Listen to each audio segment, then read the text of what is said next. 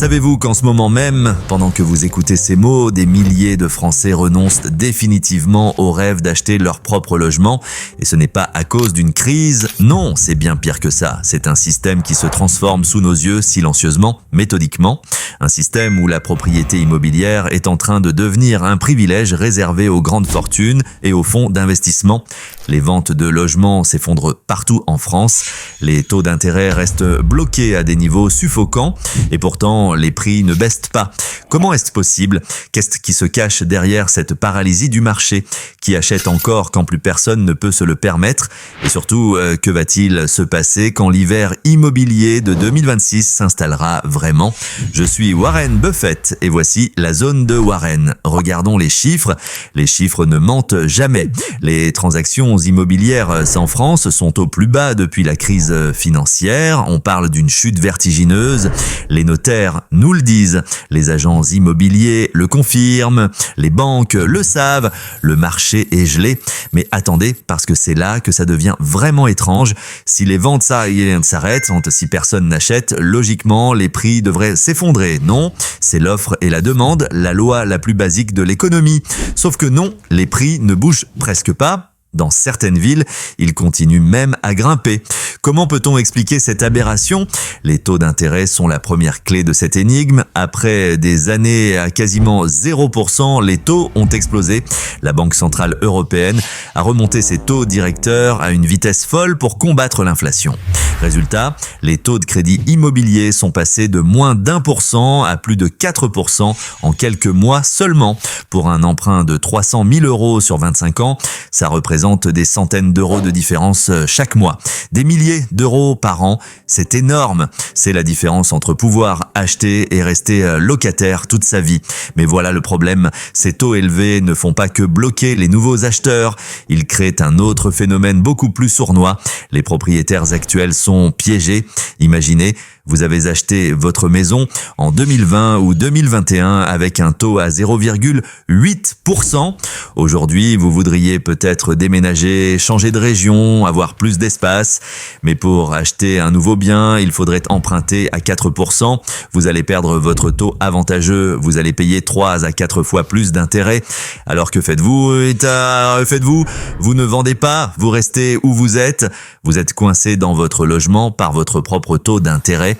Cette situation a un nom technique, on appelle ça l'effet de verrouillage et c'est un poison pour le marché immobilier parce que si les propriétaires ne vendent pas, l'offre de logement disponible s'assèche et quand l'offre diminue mais que la demande reste présente, même faible, les prix ne baissent pas. Ils restent hauts, artificiellement hauts.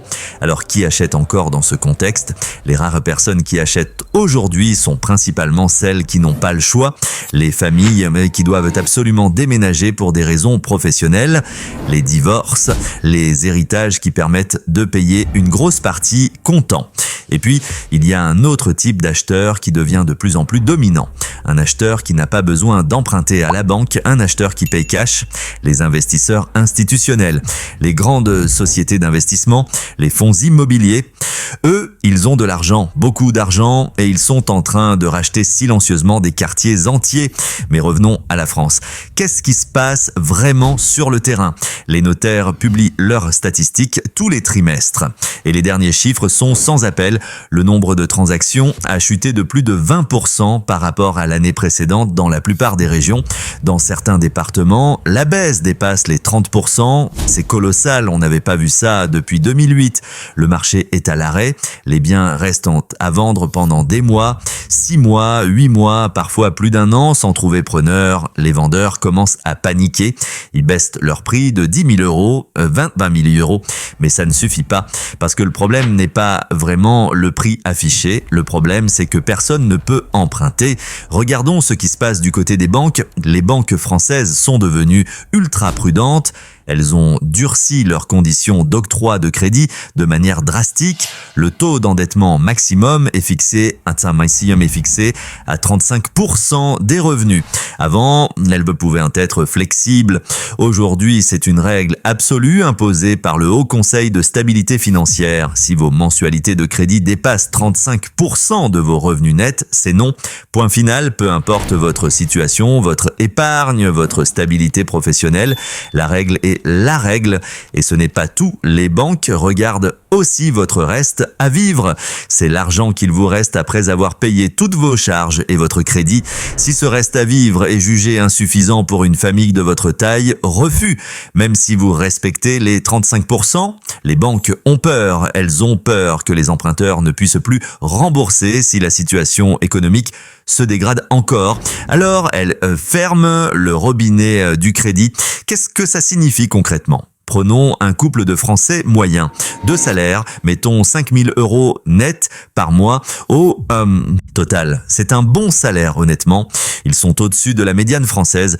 Avec la règle des 35%, ils peuvent emprunter jusqu'à 1 750 € par mois. À un taux de 4% sur 25 ans, ça leur donne une capacité d'emprunt d'environ 320 000 €.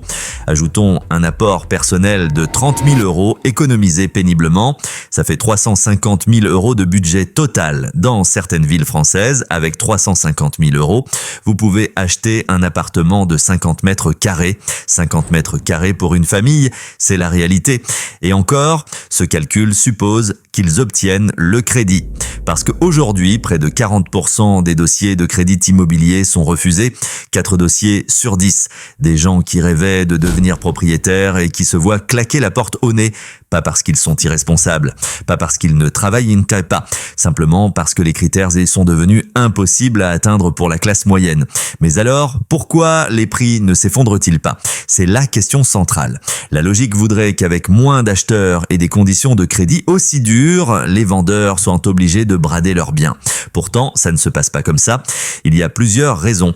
D'abord, beaucoup de vendeurs refusent simplement de baisser leurs prix. Ils préfèrent attendre. Ils se disent que le marché va repartir, que les taux vont rebaisser, ils gardent leurs biens à vendre des mois, des années s'il le faut, mais ils ne bradent pas. Parce que pour eux, accepter une grosse baisse de prix, c'est admettre qu'ils ont perdu de l'argent. Et psychologiquement, c'est très difficile. Ensuite, il y a le phénomène de la rareté artificielle. Comme je l'ai dit, les propriétaires avec de bons taux ne vendent pas. Donc même si la demande est faible, l'offre l'est encore plus. Et dans cette situation, les prix restent tendus. C'est paradoxal, mais c'est la réalité. Et puis, il y a le facteur le plus important, les investisseurs professionnels. Eux, ils ont une vision à long terme, ils savent que l'immobilier sur le long terme est toujours une valeur refuge. Surtout dans un contexte d'inflation. Alors, pendant que les particuliers sont bloqués, les fonds d'investissement, eux, continuent d'acheter. Pas à n'importe quel prix, mais ils achètent. Et ça suffit à maintenir le marché à flot, à empêcher l'effondrement que tout le monde attend. Vous voyez le piège qui se referme. Les classes moyennes sont progressivement exclues du marché de l'accession à la propriété. Pendant ce temps, les grandes fortunes et les institutions accumulent les biens immobiliers. Ce n'est pas une théorie du complot, ce sont les faits. Les chiffres le montrent. La part de l'immobilier détenu par des investisseurs institutionnels augmente chaque année en France. Lentement mais sûrement, dans certains quartiers de Paris, de Lyon, de Bordeaux, plus de 30% des appartements appartiennent déjà à des sociétés, pas à des particuliers. Et ce phénomène va s'accélérer avec l'hiver immobilier de 2026. Pourquoi 2026 sera-t-elle une année charnière ? Parce que plusieurs facteurs vont converger en même temps. D'abord, les taux d'intérêt ne vont pas baisser significativement avant au moins la fin de 2025. La Banque centrale européenne a été très claire, tant que l'inflation n'est pas totalement maîtrisée, elle ne baissera pas ses taux. Or, l'inflation reste obstinément au-dessus de l'objectif de 2%. L'énergie, l'alimentation, les services, tout reste cher, donc les taux resteront élevés. Et même si la BCE commence à les baisser légèrement, les taux de crédit immobilier ne descendront pas en dessous de 3% avant longtemps. L'époque des crédits à moins d'1% est terminée. définitivement terminée. Ensuite, il y a la situation économique générale. La croissance française est tâtonne. Les prévisions pour 2025 et 2026 sont médiocres, moins d'1% de croissance. Le chômage ne baisse pas vraiment. Les salaires augmentent, certes, mais baissent moins vite que l'inflation. Le pouvoir d'achat des Français stagne ou diminue. Dans ce contexte, qui va pouvoir se lancer dans un achat immobilier? Qui va oser s'endetter sur 25 ans avec autant d'incertitudes? Et puis, il y a un élément dont personne ne parle assez, la démographie. La population française vieillit rapidement. Les baby-boomers partent à la retraite en masse. Beaucoup d'entre eux sont propriétaires de leur logement. Certains possèdent même plusieurs biens. Qu'est-ce qui va se passer quand ils vont commencer à vendre pour aller en maison de retraite ou pour libérer du capital? Une vague de biens va arriver sur le marché, une offre massive. Face à une demande atone, là les prix devront ajuster. Mais combien de temps ça prendra? 2 ans, 5 ans, 10 ans? Si vous pensez attendre que les prix s'effondrent pour acheter, vous risquez d'attendre très longtemps et pendant ce temps, vous continuez à payer un loyer. Un loyer qui augmente chaque année. Parce que oui, les loyers continuent d'augmenter. L'indice de référence des loyers suit l'inflation avec un décalage. Et avec l'inflation qui a explosé ces dernières années, les propriétaires bailleurs augmentent les loyers, autant qu'ils le peuvent, surtout dans les zones tendues. À Paris, à Lyon, à Nice, les loyers ont augmenté de plus de 15% en 3 ans. 15%, c'est énorme. Donc d'un côté, vous ne pouvez pas acheter parce que les taux sont trop élevés et les banques trop strictes. De l'autre, votre loyer augmente et grignote votre capacité d'épargne. Vous êtes coincé, pris en étau. Abonnez-vous si vous aimez cette vidéo parce que dans la zone de Warren, vous apprendrez tout sur les finances et l'économie. Mais est-ce qu'il existe une solution? Est-ce qu'il y a une porte de sortie? Je ne vais pas vous mentir, la situation est compliquée, très compliquée. Mais il y a des stratégies. Des angles d'attaque, des opportunités pour ceux qui savent où regarder. Première chose à comprendre, le marché français n'est pas homogène. Il n'y a pas un marché immobilier français, il y en a des centaines. Chaque ville, chaque quartier, chaque type de bien a sa propre dynamique. Pendant que Paris et les grandes métropoles restent hors de prix, certaines villes moyennes offrent encore des opportunités. Des villes où vous pouvez acheter un appartement décent pour moins de 200 000 €. Des villes avec des emplois, des infrastructures, une qualité de vie. Le télétravail a changé la donne. Beaucoup de Français ne sont plus obligés d'habiter dans les grandes villes. Ils peuvent s'installer ailleurs, dans des villes plus petites, plus abordables, et là, les prix sont bien plus raisonnables. Dans certaines régions du centre, de la Bourgogne, du Limousin, les prix au mètre carré sont 3 à 4 fois moins élevés qu'à Paris. Pour le prix d'un studio parisien, vous pouvez avoir une vraie maison avec jardin. C'est une réalité. Bien sûr, il faut être mobile, il faut accepter de changer de vie, mais pour certains, c'est la seule solution pour accéder à la propriété. Deuxième stratégie, l'achat dans l'ancien avec travaux. Les biens à rénover sont beaucoup moins chers que les biens neufs ou en bon état, parfois 30 à 40% moins chers. Si vous êtes prêt à mettre les mains dans le cambouis, à gérer un chantier, à vivre dans le désordre pendant quelques mois, vous pouvez réaliser une excellente affaire. De plus, il existe des aides de l'État pour la rénovation énergétique. MaPrimeRénov' et d'autres dispositifs peuvent financer une partie des travaux. C'est complexe, il faut monter des dossiers, mais l'économie peut être significative. Troisième point, le moment d'achat. Nous sommes probablement au début d'une période de légère baisse des prix, pas un effondrement, mais une correction progressive. Les vendeurs qui sont sur le marché depuis des mois commencent à être pressés. Certains doivent vendre pour des raisons personnelles, divorce, mutation professionnelle, problèmes financiers. Ces vendeurs sont prêts à négocier, parfois beaucoup. Si vous êtes en position d'acheter maintenant, vous avez un pouvoir de négociation que vous n'aviez pas il y a 3 ans. À l'époque, c'était la folie. Les biens partaient en quelques jours, les acheteurs se battaient, surenchérissaient. Aujourd'hui, c'est l'inverse. Les vendeurs sont en position de faiblesse. Il faut en profiter. Mais attention, profiter ne veut pas dire spéculer, ne veut pas dire acheter n'importe quoi en espérant revendre plus cher dans 2 ans. L'immobilier n'est plus un Placement spéculatif pour les particuliers, les temps ont changé. Aujourd'hui, l'immobilier doit être vu comme un achat d'usage. Vous achetez pour vous loger, pour sécuriser votre lieu de vie, pour ne plus dépendre d'un propriétaire qui peut vous augmenter le loyer ou vous donner congé. C'est un achat défensif. Une protection. Parlons de l'inflation. Parce que c'est le cœur du sujet, l'inflation est l'ennemi numéro 1 de votre épargne. Quand vous gardez votre argent sur un compte bancaire, il perd de la valeur chaque année. Même avec les livrets déréglementés, comme le livret A qui rapporte 3%, vous ne faites que limiter les dégâts. Si l'inflation est à 4 ou 5%, vous perdez quand même du pouvoir d'achat. L'immobilier, lui, est un actif réel. Un actif tangible, sa valeur suit généralement l'inflation, pas toujours exactement, pas sur le court terme, mais sur le long terme, oui, c'est une protection. Et puis, il y a l'effet de levier du crédit. Attention, je ne suis pas en train de dire qu'il faut s'endetter à tout prix, mais regardons les choses en face. Quand vous empruntez 300 000 € à 4% sur 25 ans, votre mensualité est fixe. Disons 1 600 € par mois.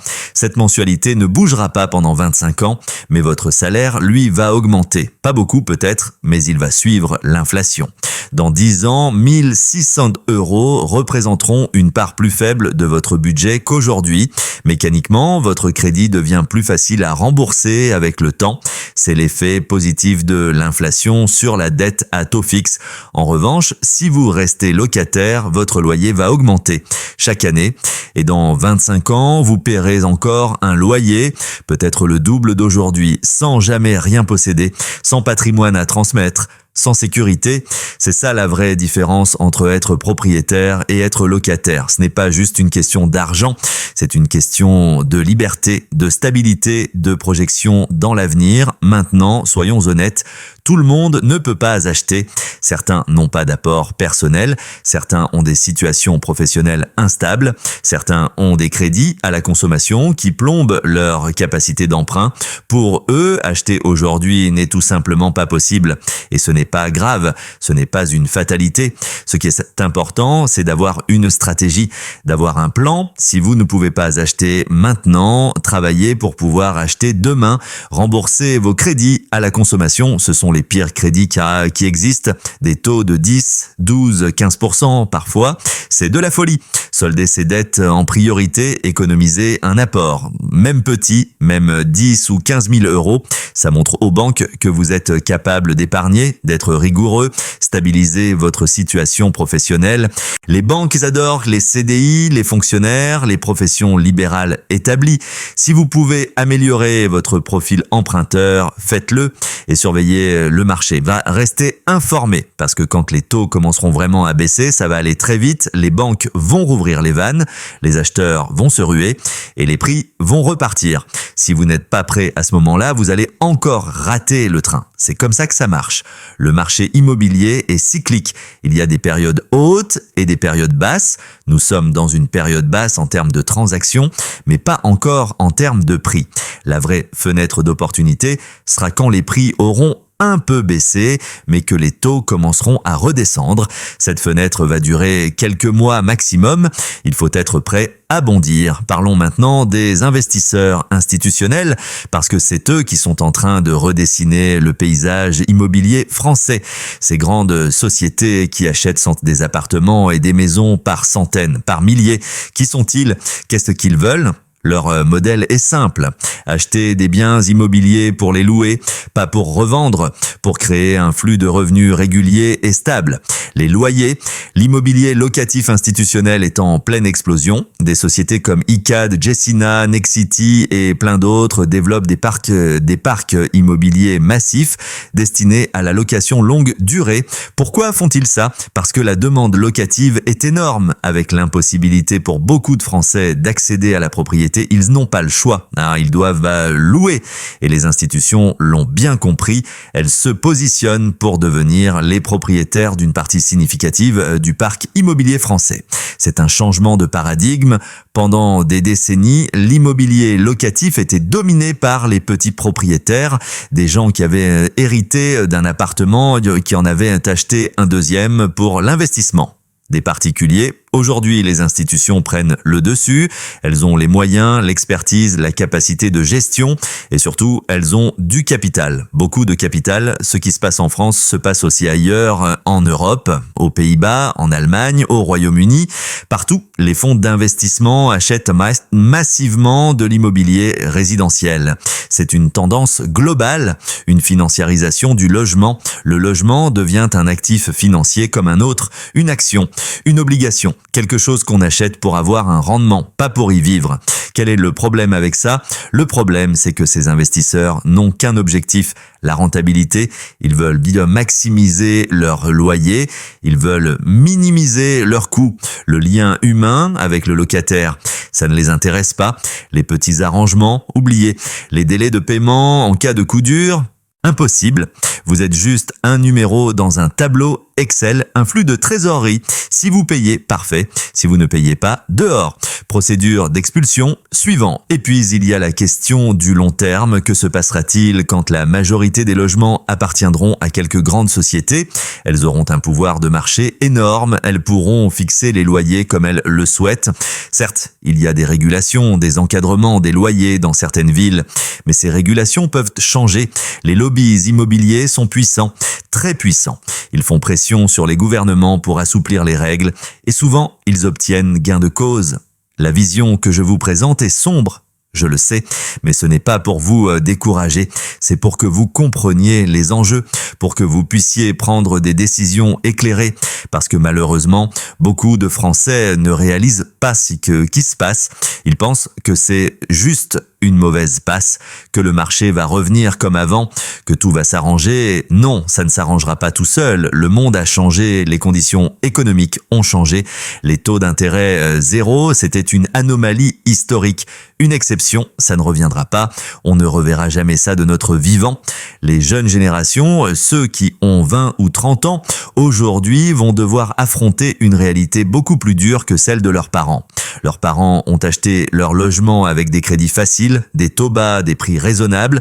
Eux, ils vont galérer. Certains ne seront jamais propriétaires. Ils vont passer leur vie à louer, à enrichir des propriétaires, sans jamais pouvoir transmettre un patrimoine à leurs enfants. C'est injuste. C'est profondément injuste, mais c'est la réalité. Alors que faire ? Baisser les bras, accepter la fatalité? Non, il faut se battre, il faut être malin, il faut s'adapter.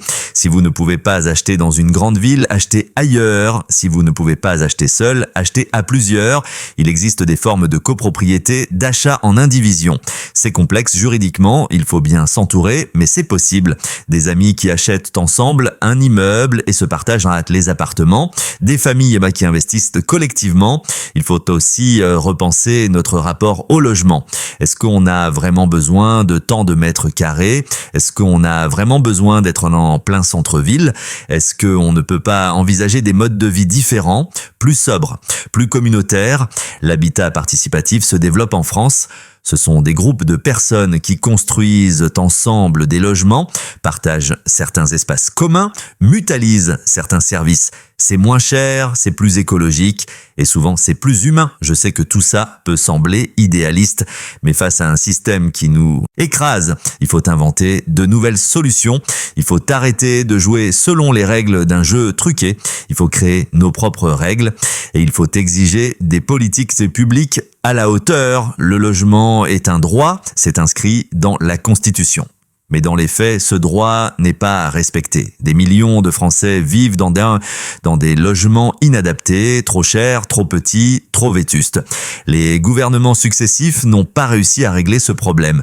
Pire, certaines de leurs politiques l'ont aggravé. Les aides à l'accession, comme le prêt à taux zéro, ont été réduites. Les aides à la pierre, qui permettaient de construire des logements sociaux, ont été diminuées.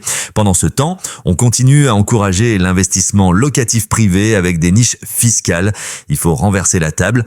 Il faut construire massivement du logement social, du vrai logement social.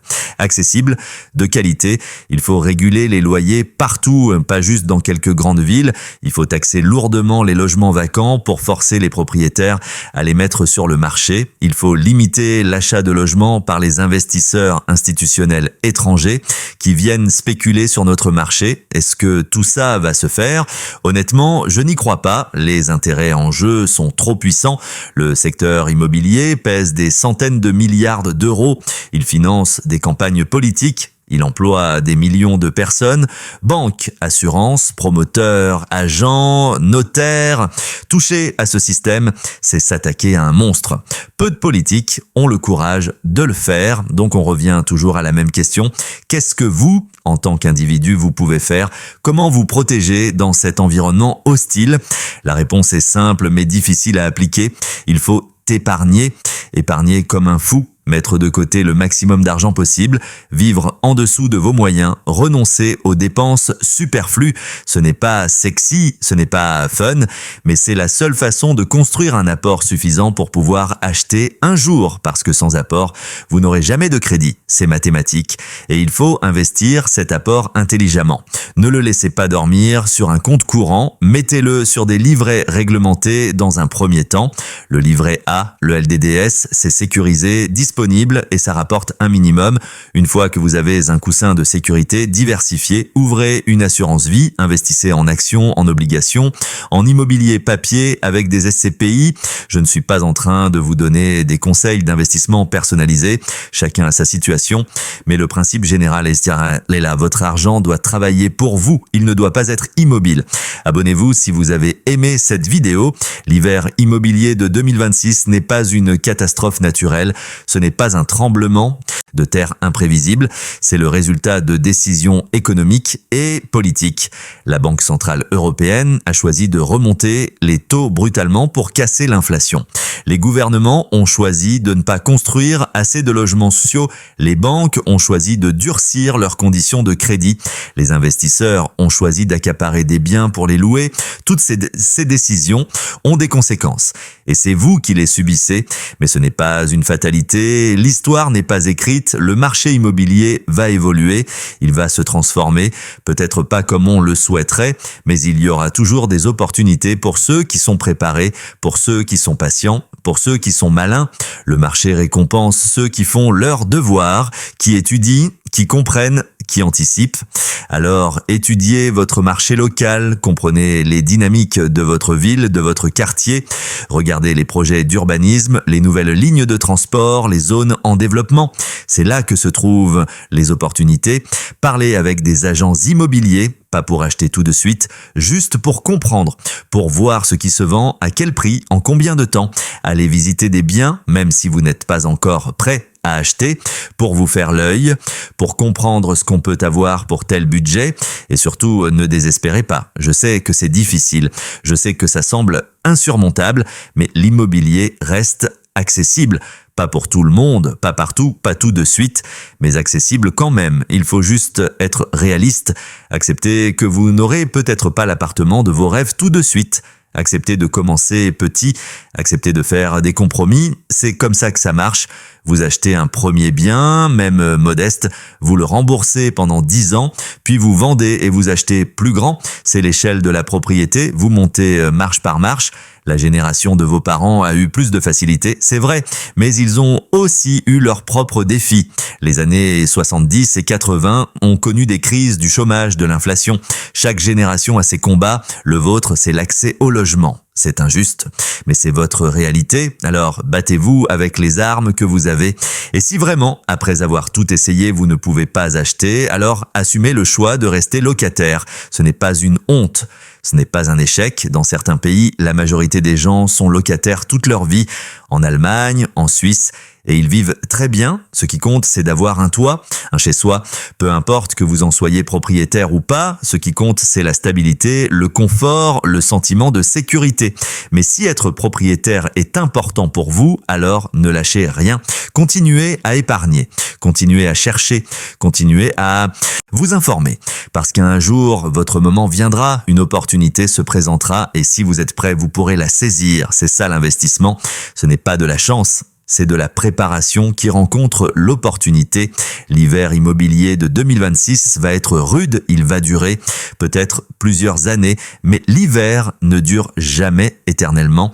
Un jour, le printemps revient, le marché repart, les conditions s'améliorent et ceux qui auront traversé l'hiver avec sagesse, évidemment avec patience, avec stratégie, seront les premiers à profiter du printemps. Voilà ce que j'avais à vous dire aujourd'hui. Prenez soin de votre argent, prenez soin de vos projets et surtout ne laissez personne vous dire que vous n'y arriverez pas. Vous y arriverez, peut-être pas demain, peut-être pas exactement comme vous l'imaginez, mais vous y arriverez. Je suis Warren Buffett et c'était la zone de Warren.